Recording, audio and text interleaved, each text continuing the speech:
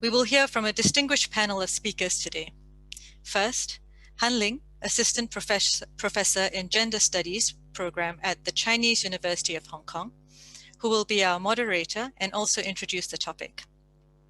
Sherry Si, Senior Vice President, Group Strategic Marketing and Communications at DBS Bank China. Jessica Chen, Senior Manager, Brand and Partnership Development at Nonprofit Incubator or NPI. Sherry and Jessica will share about their long-term partnership and how it has evolved over the years.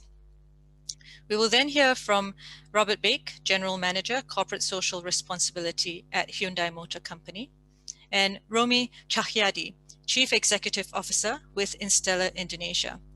Romi and Robert will share their experiences partnering across borders and across cultures.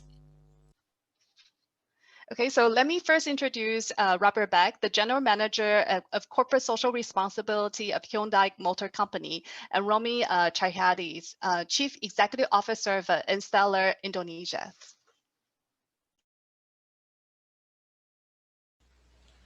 Hello, I'm honored to have a chance to explain our project HSC to all of you. My name is Robert Beck, and I'm in charge of overseas CSR program in Hyundai Motor Group.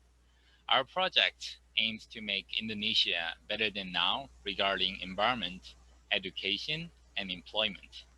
I thought it is quite a hard task, like surfing on the wave, so I put the picture of it.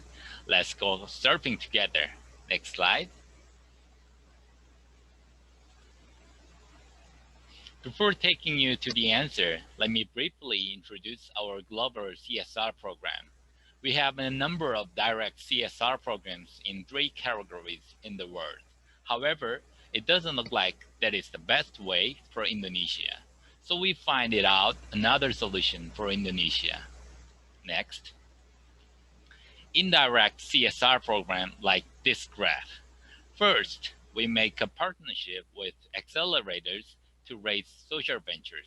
Second, accelerators select teams that can solve social problems. Third, selected teams will work for that while making the profits, for sure. Finally, social problems will get better or solved as we want it. Next. Here is our roadmap for HSC. I don't think we can do it alone, neither we should do it alone. Therefore, I imagine when we put our strengths together with each organization's specialty, it will make a bigger and better impact on Indonesian society. So I drew 4 sectors like this. Planning and budgets are in charge of HMG, and nurturing and selecting are in charge of accelerators like Instellar. Supporting is needed from the government. Practicing is in charge of social ventures. Isn't it beautiful drawing? Please give us your encouragement and support for our project. Next, we are planning to foster at least 100 social ventures in Asia, including Indonesia. Due to COVID pandemic, I think there will be more needs for financial support for social ventures. Next. Luckily, we met the best partner for our project at AVPN Conference 2019. That is Instellar, who is in this room together. We met at the conference, and we also met in South Korea a few weeks after the conference to drink Korean vodka. Well, it was just kidding. We sincerely discussed about our project at that night, and we were introduced to each other by Kravis, who is another AVPN member and Korean accelerator. I'd like to introduce our precious partner, Instellar. Hello, Romi. Hi, Robert. Would you take over, please? Yes, thank you. Hi, everyone. It's really good to be able to share our journey together with Hyundai. And before moving on, I would just like to mention here that when we first designed the program together, it was before the pandemic, actually. It was the end of 2019. And when the pandemic hit, we weren't really sure, actually, whether we should continue or not. After a while, after some time of reluctance, we decided that actually we should move forward. And we thought that it would be very important to send a message to the Indonesian people that despite of this difficult situation, we should continue to maintain hope and optimism. So we did. We continued with the programs. And in the next slides, please, we can see that in this program, we provide three main benefits for the selected teams. The first one is the program gave an amount of grant for each selected team to grow and develop their business and impact. The second one is a combination of business workshops and mentoring to help the teams adapt and modify certain aspects of their business in this pandemic situation. And the third one is an opportunity to expose their businesses, in a demo day and awarding ceremony. Next slide, please. We received quite a high number of applications. It's over 300 applications that we received. And we interviewed 20 teams together with Hyundai and few experts. And then we selected 10 teams to join this program. And some of them are in education, some of them are in environment, and the others are in the employment sectors. Next slide, please. Several highlights which I would like to share with all of you here. As we all know, we ran this program during the pandemic. Actually, I think I would say right in the middle of the pandemic. And in the beginning, we set a very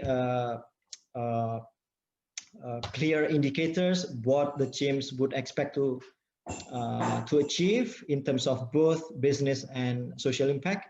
And then at the end of the program, we measure again their achievement. And we were really glad to see that 7 out of the 10 teams actually achieved more than 75% of the targets. This, I think, is really it's a really good result. Not only because of we are running this program, but I think this gives us a lot of hopes, a lot of optimism that despite this challenging situation, entrepreneurs really strive hard to achieve what can be done, despite all these challenges that they are facing. So we are really happy with this result. The other highlight which I want to share here is the enthusiasm of the public.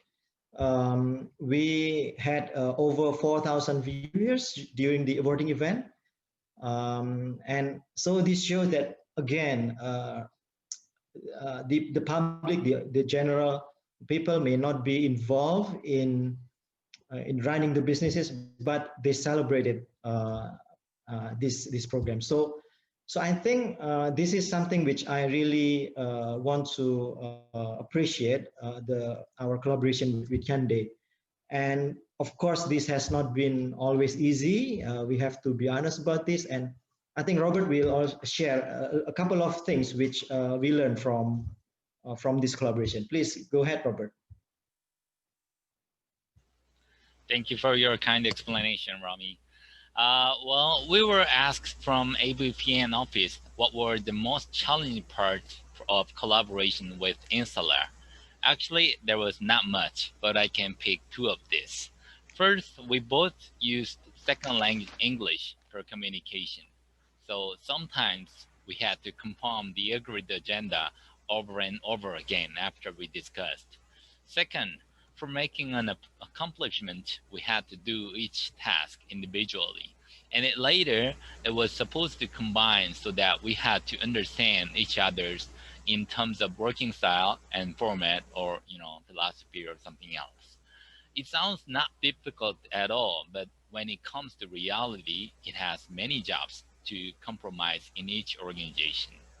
Thanks for paying your attention for our presentation, and we'll keep moving forward to make better world, and I wish you are together. Thank you all. Thank you, Robert and Rami, sharing this very serendipitous sort of meeting of at the AVPN conference and finding the sort of this best partner in this Hyundai Startup Challenge. So I have a questions for Robert. So in this journey, moving beyond this corporate social responsibility toward corporate social impact, what are some of the biggest challenges and opportunity you see in this journey?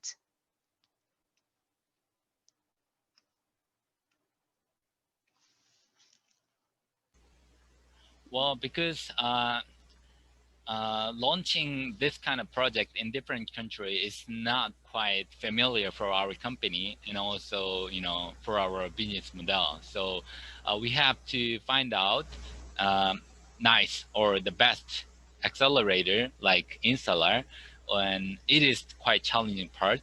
And well, like we can promote our, you know, CSR activities to the other countries' population. It is quite good opportunity through doing this kind of like project. Great, thank you so much, Robert. And I have a question for Rami. So in your way of co-creating this value-aligned program with Hyundai, and also with other corporate partner, what are the common challenges you face and how did you overcome these challenges? I would mention at least two, Ling. The first one would be setting up these expectations. Yeah, it's easier said than done. Of course, we had numerous meetings in the beginning. We would ask Hyundai, I would ask Robert, okay, what do you expect to achieve by the end of this program? And we would measure, okay, can we deliver this, you know? And of course, from Hyundai team is the same actually. They would ask us, okay, can you do this this project and achieve certain results? And even though during the earlier meetings, it seems that we have understood each other, but when we really did the project, no, there are many maybe different perceptions, also different contexts. So there were hard times, I would say. I would ask Robert hard questions. He would reply me back also in with all honesty. But I think we had to have the belief, yeah, the trust that hey, we can do this together. Okay, it's difficult, but I believe that our partner Hyundai at this case wants to see this as a successful program, as a successful project, and we also have the same expectation. So I would communicate to Robert, hey, look, these are the things that we can achieve. Sorry, there are certain things that we cannot do, and Robert would push back and say, look, these things are essential. Yeah, some things are essential. We are a global company. We are we need to maintain our reputation. So certain things are non-negotiable, basically. And then he would say, okay, but this thing, okay, I can accept. So a lot of these things are happening. So I think this is number one. Number two, I think, is different context, because we live in Indonesia, and Robert and his team lives in Korea. He did come, and we talk and all, but certain things, for example, I was having, this is just to give a very, now it seems foolish and funny. So in Indonesia, you know, we have calls for prayers, you know. So at certain times people pray, and so it never occurred to me that I have to explain this to Hyundai, you know. But it happened at some time. At one point, a certain thing happens. I had to make a decision on the spot, and I could not really explain this to Robert properly. You know, that there was no intention to be disrespectful to anyone. But yeah, so there are certain aspects like this which we have to overcome. And again, I think eventually we have to believe that our partners really want to see this as a mutual success. Yeah, I believe that Hyundai wants to see this project successful, and I believe that Hyundai also wants us to be successful, even though there are certain things which I don't always understand, or I don't always able to. I am not able to comprehend. Yeah. So that's probably for now. Yeah. Yeah, thank you so much, Romy. You actually touched on one of my questions, like, how to work like cross-culturally. So let's now invite Sherry and also Jessica back on the stage for panel discussions. Hello.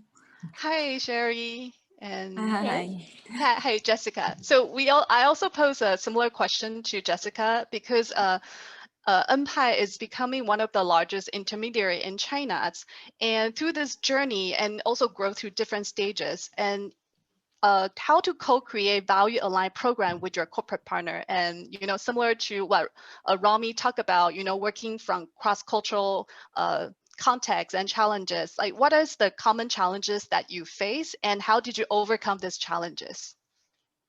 Okay, thank you, Lynn. As I mentioned before, most of our donors actually they are transnational companies. That means they're foreign companies. But the lucky thing is, they all have this passion, to get engaged in the local community of China, and they have faith in the Chinese market. So that makes them actually very, they kind of respect and trust us when we plan the program for them, and they actually hear our suggestions. And to my personal experience, the biggest challenge is not really the we cannot reach agreement on the venue of their program. The biggest challenge can be the budget. Sometimes the CSR department, they don't have enough budget when we actually want to throw a large scale program. So usually actually we just first of all I would try to help our CSR partners to get more support from the internal channel, because we have them to prepare the presentation, and we actually try to get opportunities to do the presentation together with them in front of the executives of the company. And we think the face-to-face communication could be more persuasive. And sometimes, if there is a chance, we invite the high-level officers from the top. Actually, we invite them to visit one of our innovation spaces or one of our community project sites. So I think they all actually just provide them more, the add value of the program. And finally, okay, they say, okay, let's just go for this budget. But even though most of our program actually are start with a small budget, and then they just add more budget like year by year. And there's another challenge. Actually, I mentioned a little bit during my presentation is sometimes when we deal with a branding and the communication department, they do have the expectation to do some branding campaigns, but eventually we're doing this, is a charity program. So we have to find, a balance between their expectation and our mission. So for some program, we're just trying to invite the media and the local government officers, if possible, they can present at the ceremony, the opening ceremony and the conclusion ceremony, and we're just trying to share the information with our media partners, and we try to get opportunity for our company partners to present, to showcase the programs in front of the groups they care the most, such as the community, the people in the community, and also say the local government officers. So we just try to create opportunities like this, and which makes them kind of satisfied and make them feel it's worthy to work with the MPI. So I think that's two of my just the examples I would like to share. Yes. Great, thank you so much. So we are also waiting for questions to kind of fill in from the Q&A. So I have a question for Robert and also Sherry, for especially kind of encouragement for corporate seeking to start a partnership with intermediaries. So what do you see are some of the biggest benefits for working with intermediaries to achieve more impactful corporate social engagement? And what are some considerations for you to choosing intermediary as partner versus other type of organizations? So either Robert or Sherry could kind of quickly chime in if you would kind of comment on these questions. I think I can cover the second one. Okay. So yeah, what are the key considerations for choosing the partners? Actually, my criteria is they have their centralized teams and to control the quality of the whole project, and also they have their networking across the country to help the corporates. For example, if we lack of human resources in each city to execute the CSR project, then we can leverage on our partners' networking and human resource to help us to control. And when we choose them, we wanted to understand what is previously what they're doing, the successful cases. They can show their cases, and also I'm quite I have quite demanding on the project data number tracking. Actually, we will be very cautious when we are talking about the beneficiaries numbers and all the outcomes. So we need the project to be in timely tracking. And also, I think the whole team's professionalism is also a very important element. And also their strong relationship with the government. It will also help us. Yeah, that's all my thing. Robert? Thank you. Yeah, Robert. Well, I think each organization have own specialty in different area. So my organization has some kind of like specialty in different area with intermediary group company. And I think intermediary company has good at practicing, and they know more about like local startups, the ecosystem, and their localized business model. Because even though they explain about like their society or their business model of which the local startups have, we cannot fully understand because we have different based culture.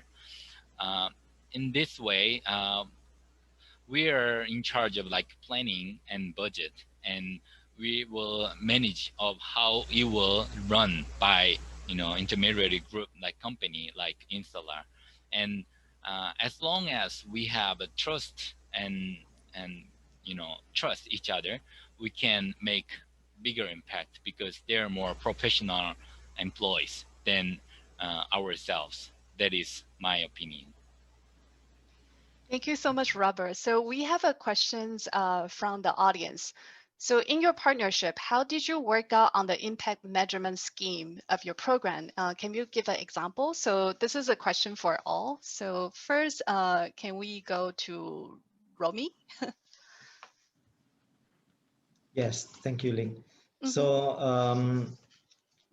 So in the beginning, actually, as I mentioned during the presentation, we developed together with the teams, actually. And I'm talking about the Hyundai Startup Challenge program. We developed together with the selected teams what are the targets that they're going to achieve within this program, because even though we can design it from the outset, but it's the teams who would grow and face the development during this program. So we had that in the beginning, and then we actually it's a live document which we are using. So every month actually we are going to update. Okay, what has been achieved, from the initial target, and then some teams did make some adjustment in the middle of the program, and which is totally fine because because situation changed, especially in this pandemic. And then at the end of the program, we measure again these indicators. So I can give you some examples. So for example, we usually divide this into two categories. The first one would be the business goals or the business objectives, things like revenue improvement or reduce in the inventory, for example. And then the second category would be on the impact side, things like number of beneficiaries or improvement in the income of the farmers that they are helping, for example. So things like that. And we do not pose any ambitious targets. I think Hyundai was quite realistic in this area and give us a lot of autonomy and flexibility to set targets which are realistic for Indonesia's context. So by using this simple approach, we would be able to say at the end of the day, okay, this is what we have achieved. I think for these questions, Ling, we have to be also because when we say impact measurement, sometimes what we mean is not impact, it's outcomes probably, or sometimes output, And so I think we should be realistic about this. When we say impact measurement, probably what we mean is not impact, it's probably outcome. And of course, I think everyone would measure output. It's very direct from the activities. And I think even with outcomes, we have to be considered which are within our control, right? And which are beyond our control. So I'm happy that, and of course, so this is what I just explained is very specific to the teams in this program. Of course, from Hyundai's perspective, they also have their own set of criteria, indicators, how they're going to measure the success of this program.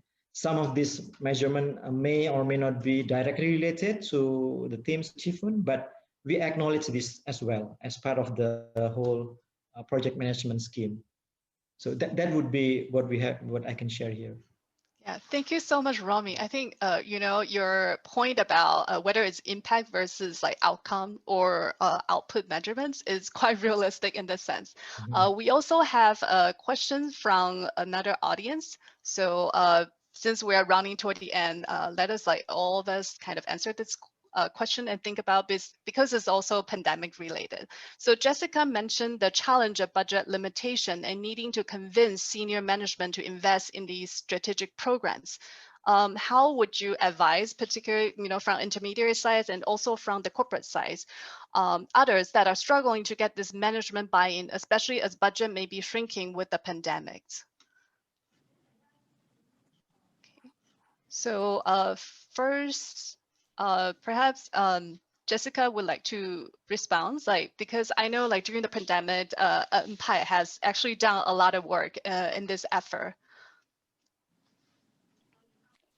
Okay, so to be honest, we haven't really met this challenge during the pandemic campaign because it is the pandemic. So many companies, they can be very active. So actually, we haven't met very obvious challenge for that.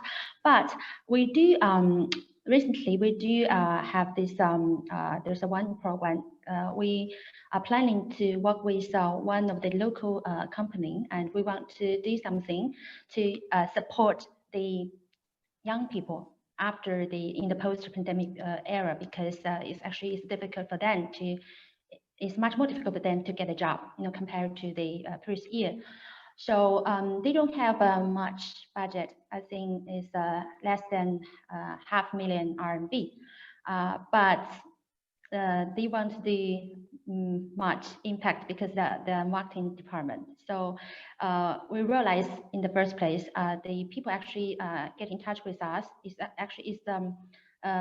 it's not actually the one who can make the decision. So we just suggest, okay, I can take my team because there's 3 people, and we can go to your office and we can host you can host a seminar, and we can just share all of our experience, and we can share the idea with your team. And he thinks it's also a great example. He thinks it's a great opportunity because for them it's it's a seminal. It's also seminal, and they can get in touch with the local NGO and they can ask a lot of questions because the company, they are interested in the local community. So it goes quite well. It's like 3 people from us and 3 people from them, and at the end, the boss actually gets to very happy, and he thinks, okay, this is a good proposal, and we'll go for it. So I think this is a recent example. It's like you have to realize if the people you are dealing with can actually make the final decision. Otherwise, the better to create opportunity to get in touch with the decision-making person directly, because sometimes when you're give the information to the people, in between, and they might, because they don't know much about the the local community or the philanthropy stuff, they might be missing information to prevent the boss making the right decision. So just a recent example. Yeah. Yeah, thank you so much, Jessica, for actually kind of, contextualize, how to actually make it work, especially during the pandemic time. So I think we're coming to the end of the webinar, and then we have here, actually the conversation just started to hear about, building a collaboration and partnership and long-term partnership between intermediary and corporate partners. So I think there are a lot more that we would actually like to explore, and everybody's actually just like starting to, think about how to work it, with each other, especially consider the pandemic and also cross-cultural context, which is also quite important and impactful to work with intermediary who actually have local knowledge and expertise to actually maximize what corporate try to achieve at the local level. So now let me hand this over to Roshini. Thank you, Ling, for that excellent moderation, and also to all our panelists, Sherry, Jessica, Romy, and Robert, for this really insightful conversation. I echo Ling in saying that this is only the beginning, and as we can see, questions have started pouring in, and I hope that this sets the stage for many more conversations to come. So thank you to everyone in the audience for your questions and engagement in this session, and also advance thanks for future engagement as well. This session also marks the launch of a case study on how corporates have worked with NPI to extend their social impact in China. We are grateful to Han Ling, Jessica, and Sherry for their partnership in bringing this case study to fruition. And we hope that everyone in the audience will find the learnings relevant and applicable to your own circumstances. The case study can be accessed through the QR code shown on the screen, or also on the AVPN website under the Insights tab. If you would like to learn more about how corporates can extend their social impact, do look up our new microsite, which can be which can be accessed also through the link seen on the screen. This link is also available in the chat box. We have now come to the end of this session, The Power of Intermediary